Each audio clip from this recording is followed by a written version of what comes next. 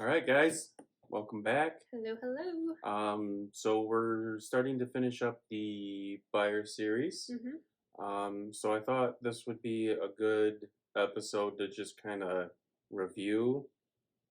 generally review, because if we went through the entire process reviewing 2 hours. Yeah, so it wouldn't be a nice 20-minute video. Right. Normally we do, a quick topic, quick article or something to discuss, but you have a situation that you came across that speaks to what we've been preaching about these last few videos of why it's important to have a professional such as Lydia or myself. So you want to touch on that? So I had a buyer. We found a house for him, got him under contract, and we wrote in our purchase agreement, we put an inspection contingency of 7 days, and we had 3 days to respond. And so we scheduled the inspection, and it was on city water and sewer. So I also recommended to my buyer that he have somebody come out and do a sewer scope and also get a private home inspection. Now, I've had some people kind of balk at that. Why would I get a home inspection?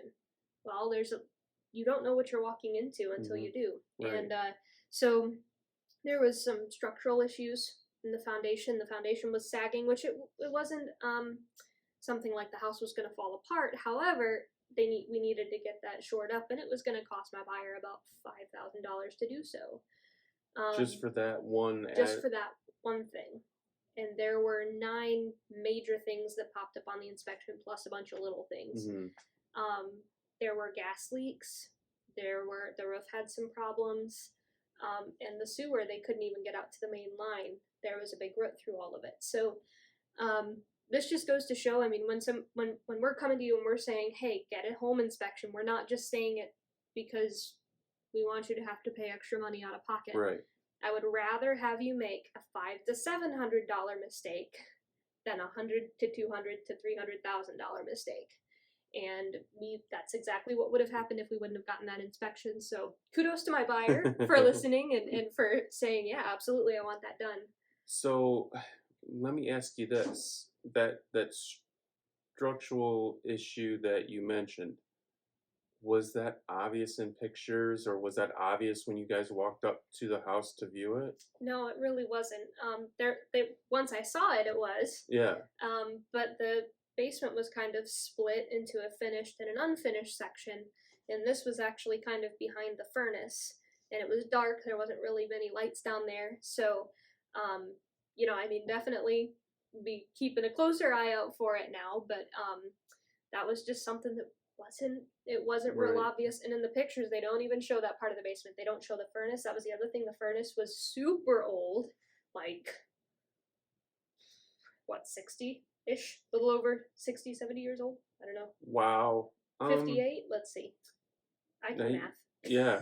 I mean, yeah, you're talking about like at least 60 years old. So, I mean, pretty sure the warranty's up on that one. Just maybe a little bit. So really, really old furnace. Yeah. And, that's just, again, it's any one of those things on its own, maybe that wouldn't have been quite so bad. Okay. If you just had to fix the foundation, just that $5,000, sure, seller's concessions could cover that. Right. But then if you also have to replace your furnace, that's another like $7,500 or more, So, I mean, and then to get a roof put on, I mean, that's just, all of it is a big expense. And so I wanted my buyer to be able to see that and make a decision. And he chose to walk away, and we can do that. And he keeps his earnest money because we performed within the bounds of the contract. Which, again, we keep hammering home last few episodes. So, kudos to you for advising your client and really potentially getting into something that's a money pit. By doing that inspection, all of the skeletons came out of the closet, let's say. And no house is going to be perfect, and right. I understand that.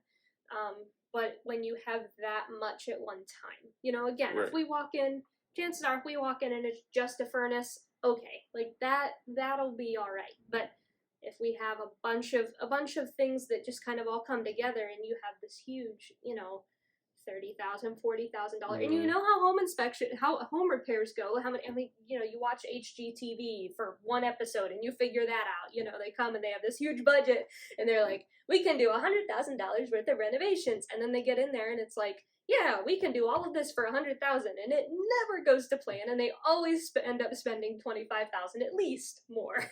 Yeah, So, so I really do think that that was something you saved your client big time. well, honestly, he saved himself because he went ahead and did what I recommended. So with that being said, we're just gonna kind of touch on again, the past few episodes.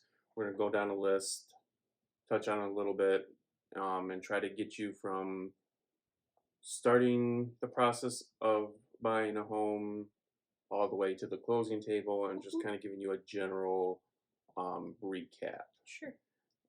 So understanding your finances, Big deal. and I know you've touched on it on other episodes, knowing what your budget is. Hmm. Um, I know I've mentioned too, you might have a budget of 200,000, but is that truly what you can buy the home for at Right. 200? Do you maybe have to come down to 170 based on, like you had mentioned previously, taxes, another insurance, repairs. Um, so, And the other thing to note is a pre-approval is not the same as your budget. So right, they may give you a pre-approval up to a certain amount. You can't just take that at face value. They may say, yeah, you're pre-approved for up to 200,000, but that may be all you can afford is your house payment. So you want to go through your finances, make sure and figure out what you can afford monthly, and again, keeping in mind that your property taxes are going to go up. right. And then you had touched on pre-approval, and again, this will be definitely its own episode. Are you going to be financed conventional? Are you going to be FHA? Do you have military service? Yes. Can you go as a VA? That can be super helpful. You sacrifice being a veteran, and I would implore you to take advantage of your benefits. Yes. But, and again, another episode, having the right lender that knows VA is critical. Mm-hmm. So having a professional such as Lydia or myself, we can direct you to that professional that's going to make sure that you take advantage of those VA benefits, but also so that when you put in an offer, that listing agent, that seller, sees the benefit of accepting a VA offer instead of pushing it aside, based on false information or the stigmas of VA. Sure. And understanding too, I mean, we just had one of our mortgage lenders talk about this. Maybe you can get pre-approved for a conventional or an FHA, but maybe you can get a better interest rate with FHA. So understanding too, that's also an option. I mean, conventional is not always king. Right. So then we start talking about the market conditions. I know we've touched on it before. Obviously, right now it's a seller's market. However, and low supply, but getting more granular as far as what sellers have been looking for in an offer, and that can vary. Let's say from a city that's a little bit further north versus a city that you're looking at that's a little bit further south. What's been going on in that market. Each area is its own market in a way. It's its own bubble. Yeah. Obviously there's some generals, but knowing again what they're looking for, sellers are looking for, what listing agents are looking for. Sure. And also knowing what is important to you. Again, do you have to stay in the same area? Can you branch out a little bit? If you can branch out a little bit, that may actually really change what you can get for what price point. Because there's definitely areas in, whether it's here in Michigan, wherever you're watching this video, there's some areas where 200,000 can get you a really nice home. In other areas, 200,000 might get you a shack. You know, you go out to California, and you know that's Yes. definitely a whole nother animal. Mm-hmm. So I'm glad I'm here in Michigan, Great Lakes State. Yes. And then we go to making an actual offer. You know, we've talked about the market conditions, what you're pre-approved for, um, the inspection, which again Lydia just touched on. Really understanding what you want to uncover or what you want to inspect. I know you'd mentioned the sewer scope. Yes. Is that standard for like just a general inspection? Not typically. A lot of times you have to call and ask for it. The inspector that I've been using, he's a structural engineer, and that's his background. Like he was working as a structural engineer, and then he started doing home inspections on the side, and then it became his own business, and he left his engineering job, so he understands what actually happens with the house. He was able to explain it with that foundation issue. You know, he's like, either they didn't compact it, or they used different, you know, soil at that part of the house than any other part. So there's just that one corner. But then as an inspector, he also, you know, he had somebody that he could call to have him come do the sewer scope. So, you know, it all just, again, it's all who you know and who knows who, and mutual friends and mutual business partners and all of that. It really helps. Well, and I think too, it's very important to identify, you know, you might have a certain budget for an inspection. You know, typically it goes off per, you know, square footage, but as you start adding those services, sewer scope, testing for mold, things like that, you know, radon, those prices, you know, that price for the inspection starts to go up. Sure. Now, if you're someone who's like, well, I don't care, I want to know all of that, 100%, that is your choice. But just the fact that you're getting in there and having it inspected, even if, you know, the one that your buyer backed out of, even if he didn't do the sewer scope, there was enough there to identify that was like, I don't know about this one.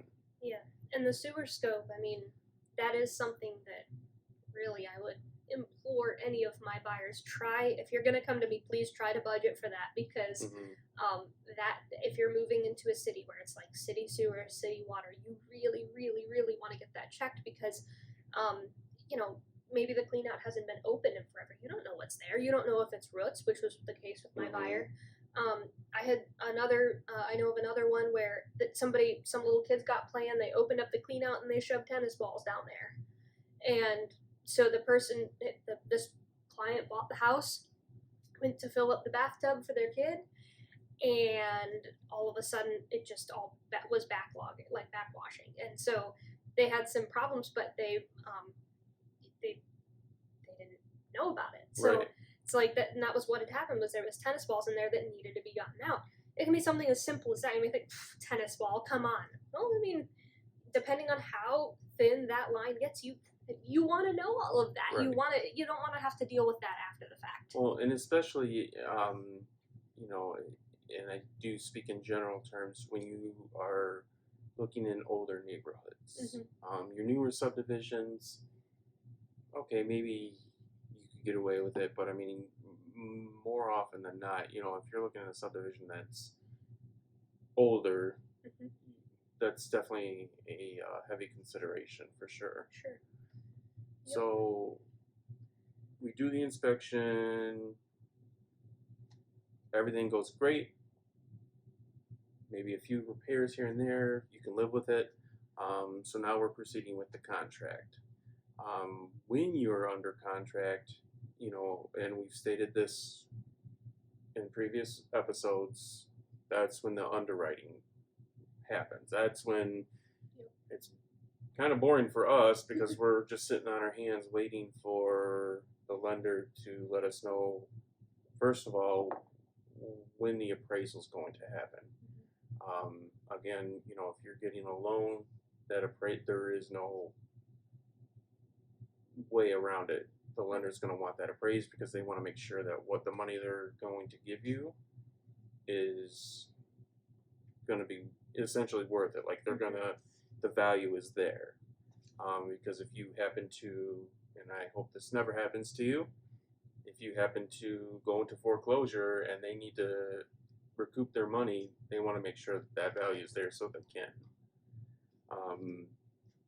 And then you get it appraised, comes back, and now I've had this happen before, and again, we'll have just an appraisal episode where the appraisal came back higher than what was offered. That's instant equity, meaning 200,000 it appraised for, let's say 205. Well, we're just telling the listing agent and the seller appraisal came back fine. That's it. But, and we're not hiding, we're not doing anything illegal, nothing like that. But you move into your home, you've already got some equity. Now, does it happen all the time? No. Has that been happening a little bit more than what I'm used to? Yes. But it comes back fine or even better. Then at that point, we're waiting for the underwriters to get everything squared away, everything buttoned up. And I believe we've mentioned it in the other episode. What shouldn't you do while you're waiting for the underwriting and you haven't accepted the offer? Anything that negatively impacts your credit. Anything. Don't miss payments. Don't go buy new furniture on, finance and finance it. Don't nothing like that. Please, we beg you. Yep. And then for your sake. I think the term I used was cruise control. Yes. Keep up on your payments. Keep everything that got you to where you are now, that got you approved. Keep doing it. Yes. Don't do anything to negatively impact. Yes, because I have heard of people, they're within a week of getting to the closing table and everything falls apart because of all of that. Yep. So you don't really, please, wait till after closing to get that new furniture. It'll be okay. Your house can be bare for a minute. Where you can have the old furniture in for a minute. Like, it's okay, So, providing that you don't do that, underwriting, title work. Title work is very important. They're going to do what's called quieting the title, to look for what's called a cloud on the title. Basically, any kind of like little blip or a little hiccup in title that might affect ownership. The sellers are going to get a policy. The buyers are going to get a policy. And again, in general terms, another episode will go into detail, but it's to ensure that when you move in, I'm not knocking on your door going, this is my house. I own this. And if you live here, nobody paid me. I need to get paid, There's an insurance so that the title company says, oh, we missed that. They're insuring a certain dollar amount to make sure that, you're protected. Sure. And home insurance. Got to make sure you have home insurance by the time you got to have a policy in place. Mm-hmm.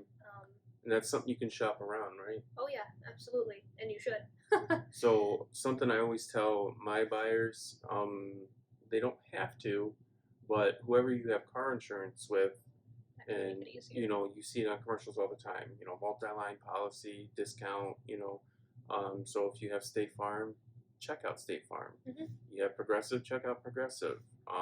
And chances are with that, most of the time, that's where you're going to get the best deal. So, yep. Look around, but Dan brings up a very good point. That is a great idea. Yeah, and maybe jump and ship, if you will, from an insurance company that maybe you're used to, you've had it for years. You might save money if you take the time to do your research and figure out what's going to be the best policy for you. Sure. And so now we're getting to the closing. Now, our last episode, we talked about getting to the closing table.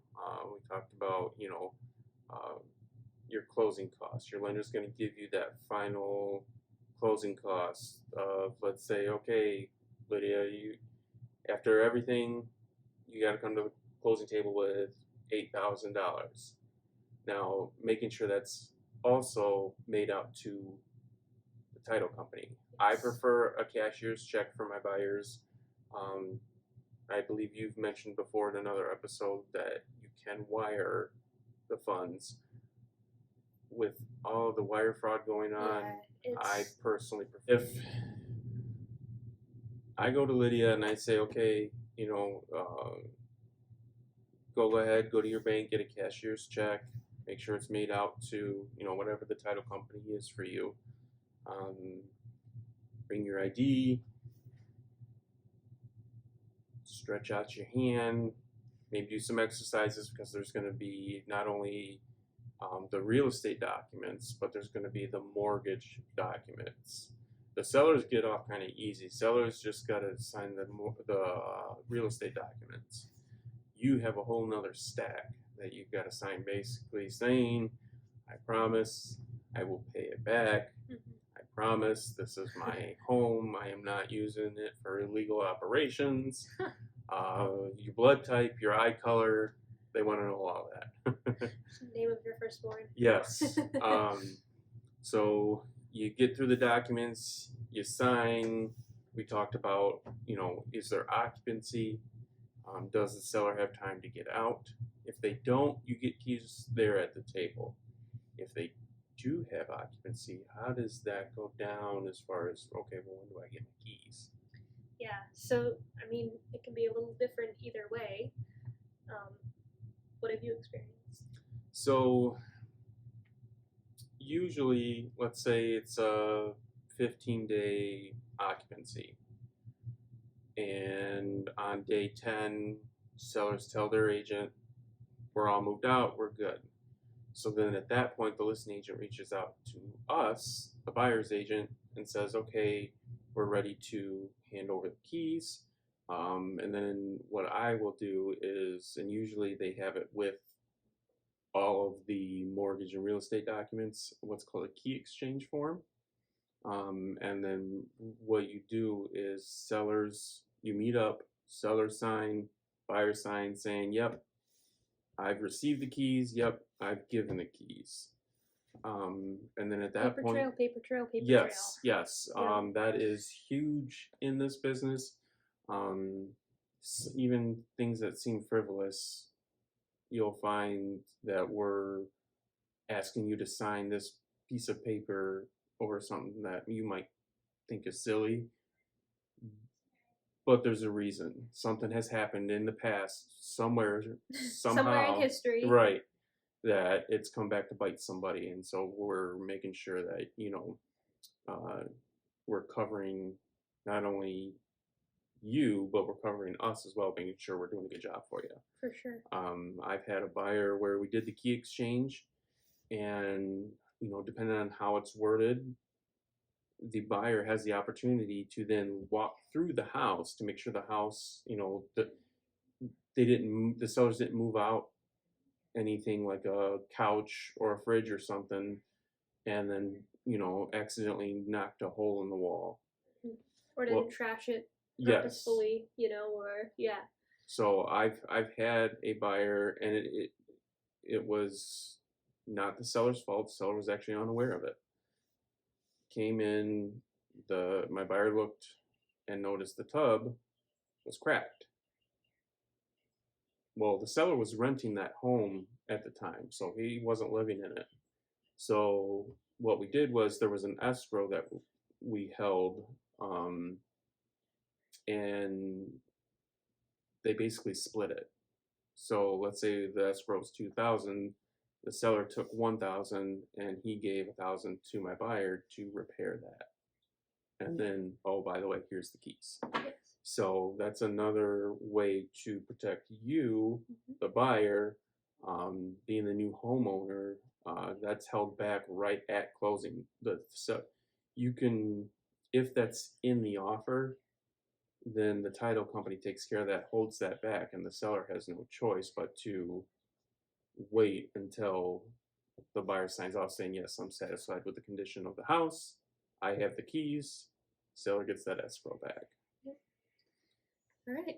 So now closing's done, you have occupancy, you've got your keys. now what? After closing, So transferring your utilities. I know we've talked about it, and I keep saying it. Talked about it in another video. Transferring the utilities. And I don't know about Lydia, but I advise you calling your utilities company before closing. Hey, here's when I'm expected to move in, or here's when we're expecting to close. There's also, well, this one is for closing, but there's also the final water bill. The water bill, that's on the seller though. They order that.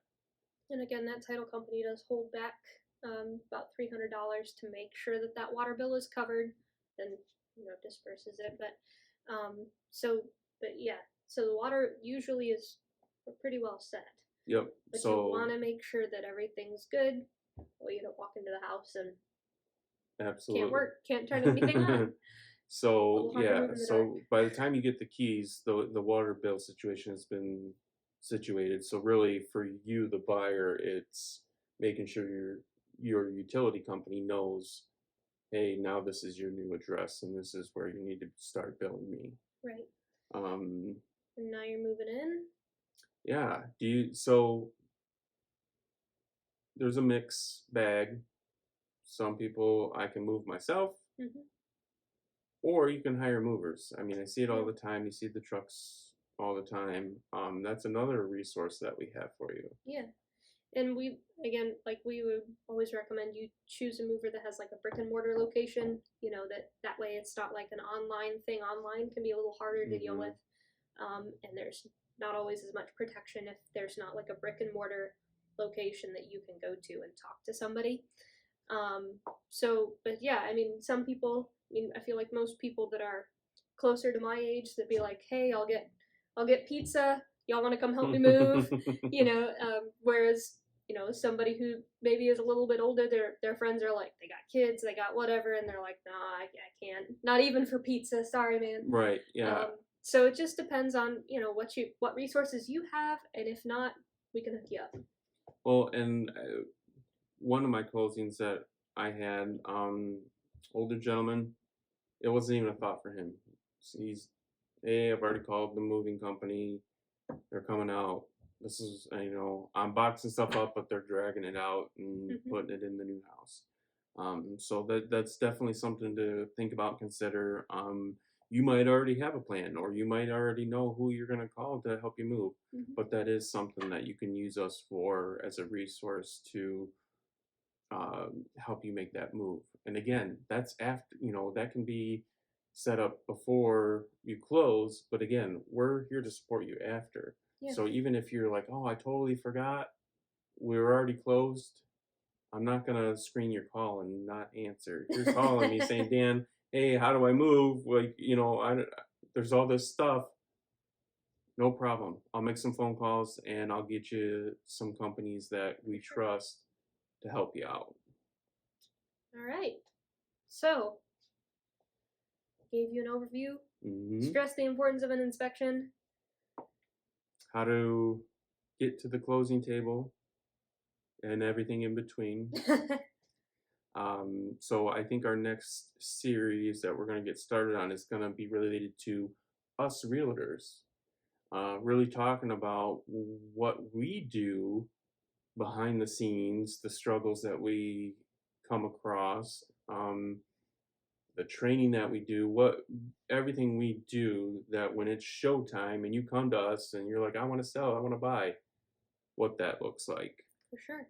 So how do they contact you to get an awesome buying or selling experience? So you can call or text me, 734-645-7448, or shoot me an email at lydia@yourrealtorlydia.com. Again, I'm Dan. You can call me at 313-282-6861. You can also text, if you prefer. You can also email me at dansturgillcbp @gmail.com. Take care, guys. We'll take care of you.